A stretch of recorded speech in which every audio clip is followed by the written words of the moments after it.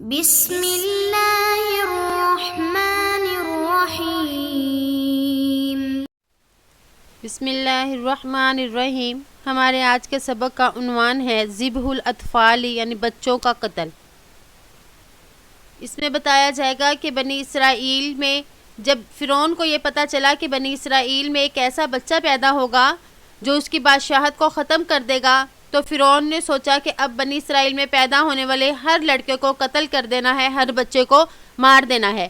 تو اس نے پھر ایسے بچوں کو قتل کروایا۔ اس سبق میں اسی قصے کے بارے میں بتایا جائے گا۔ وَذَهَبَ كَاهِنٌ قِبْطِيٌّ إِلَى فِرْعَوْنَ وَقَالَ لَهُ يُولَدُ مَوْلُودٌ فِي بَنِي إِسْرَائِيلَ يَذْهَبُ مُلْكُكَ عَلَى يَدِهِ۔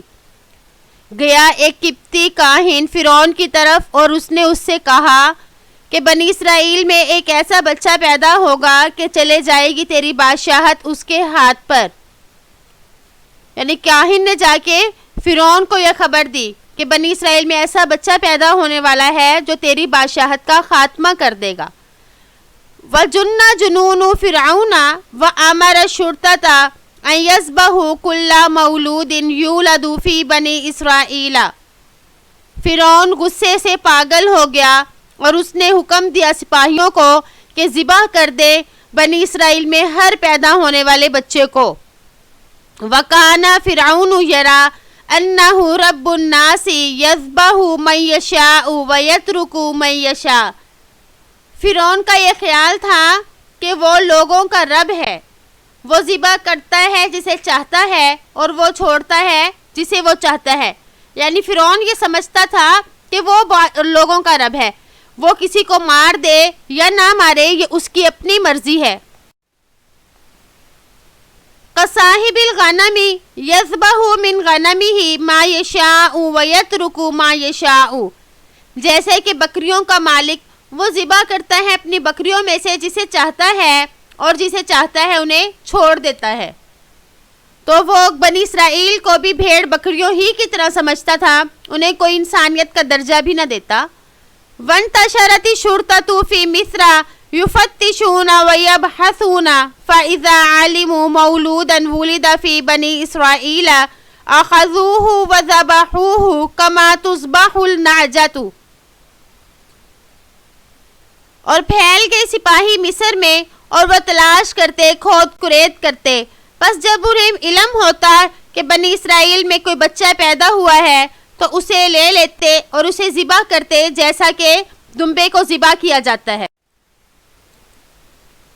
وَعَاشَتِ الذِّئَابُ فِي الْغَابَةِ وَعَاشَتِ الْحَيَّاتُ وَالْعَقَارِبُ فِي الْبَلَدِ وَلَمْ يَتَعَرَّضْ لَهَا أَحَدٌ۔ اور زندہ تھے بھیڑیے جنگل میں، اور زندہ تھے سانپ اور بچھو شہروں میں، اور کوئی ان کو درپے نہ ہوتا یا ان سے کوئی تعرض نہ کرتا، لیکن بنی اسرائیل میں پیدا ہونے والے بچے کو اجازت نہ تھی کہ وہ فرعون کی بادشاہت میں زندگی بسر کرے۔ وَذُبِحَ أُلُوفٌ مِّنَ الْأَطْفَالِ أَمَامَ آبَائِهِمْ وَأُمَّهَاتِهِمْ۔ ذبح کیے گئے ہزاروں بچے ان کے ماں باپ کے سامنے۔ وَكَانَ الْيَوْمُ الَّذِي يُولَدُ فِيهِ مَوْلُودٌ فِي بَنِي إِسْرَائِيلَ يَوْمًا عَسِيرًا۔ اور وہ دن جس دن بنی اسرائیل میں کوئی بچہ پیدا ہوتا وہ دن بنی اسرائیل کے لیے سخت دن ہوتا، اس لیے کہ بنی اسرائیل اس بچے کی خوشی نہ منا سکتے، بلکہ انہیں معلوم ہوتا کہ ابھی فرعون کے سپاہیوں نے آنا ہے اور اس بچے کو ذبح کر دینا ہے۔ وَكَانَ يَوْمَ حُزْنٍ وَبُكَاءٍ۔ اور وہ دن غم کا اور رونے کا ہوتا۔ وَكَانَ الْيَوْمُ الَّذِي يُولَدُ فِيهِ مَوْلُودٌ فِي بَنِي إِسْرَائِيلَ يَوْمَ تَعْزِيَةٍ وَرِثَاءٍ۔ اور وہ دن جس میں بنی اسرائیل کے ہاں کوئی بچہ پیدا ہوتا وہ دن تعزیت اور فریاد رسی کا ہوتا۔ وَكَانَ يُذْبَحُ مِئَاتٌ مِّنَ الْأَطْفَالِ فِي يَوْمٍ وَاحِدٍ كَعِيدِ الْأَضْحَىٰ۔ اور ذبح کیے گئے سینکڑوں بچے ایک ہی دن میں جیسا کہ عید الاضحیٰ، یعنی یذبح فیہ مئات من الغنم والنعاج والبقر، کہ ذبح کیے جاتے ہیں اس میں سینکڑوں بکریاں، دمبے اور گائیں۔ یعنی ایک ایک دن میں اتنے بچوں کو ذبح کیا جاتا جس طرح کے بقرعید میں جانوروں کو ذبح کیا جاتا. تو عید الاضحیٰ سے یہ بتایا کہ ذبح کرنے کی تعداد اس طرح سے تھی، یعنی بچوں کو اس طرح سے قتل کیا جا رہا تھا. ان فرعون علا فی الارض وجعل اہلها شیعا یستضعف طائفة منهم یذبح ابناءهم ویستحیی نساءهم انہ کان من المفسدین.